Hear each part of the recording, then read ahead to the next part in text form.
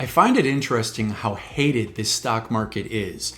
Spoke with a guy today that is still holding short positions from back in the spring and went on a litany of items about how bad the economy is, how bad most of the stock market is, how bad the headlines are, how bad everything is.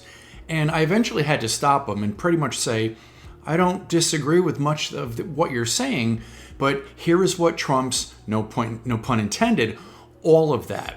Because as long as 10 companies continue to make money, be in favor, their stock continues to keep going higher with as heavily weighted in the indexes that they are, the economy can be bad. Never forget, the economy and the stock market can absolutely be two different animals. They do not have to be acting the same.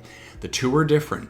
Yes, small cap companies, medium cap companies, even some large cap companies this year have not done that well, but as long as the Mag 7 Plus, as long as those 10 companies continue to do well, the large cap indexes, the S&P 500, the NASDAQ 100 can continue to go higher. And I think we finally get the blow off top and somewhere near the ending of this bull market when the last of the haters finally capitulate and buy in. I don't know when that'll be. Maybe it's 3 to 6 months from now, but that's what I will be watching for. One of the things to tell me that the top could be in. As for now, I don't see a top. I want to remain long. Let's see how the S&P 500 ultimately closes today. Mid-afternoon, it is threatening to erase the unconfirmed breakout above 6,836.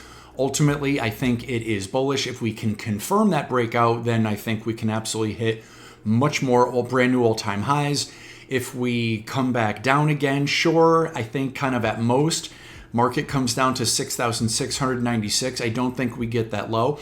I understand. A lot of people right now have seen the market all week just chop sideways and they are bored. They want to make trades. They're forcing trades. Be very careful forcing trades. Yes, I do think ultimately this chop resolves with higher prices and brand new all-time highs. It might just take a little bit, so patience. Gold also chopping all week as of the middle of the afternoon. Still can't seem to confirm the breakout above $4,224 an ounce. If it can confirm the breakout, gold could see brand new all-time highs.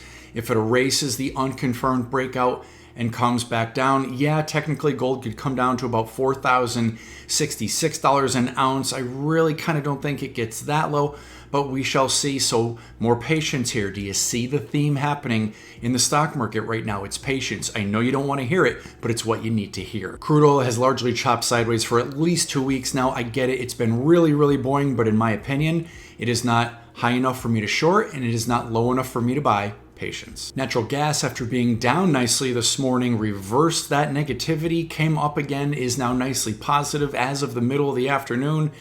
Coming up, it's really trying to get to $5.01 a cubic foot. This has been really frustrating for me. You know, I am short natural gas. You know, I exited some of my short natural gas position yesterday.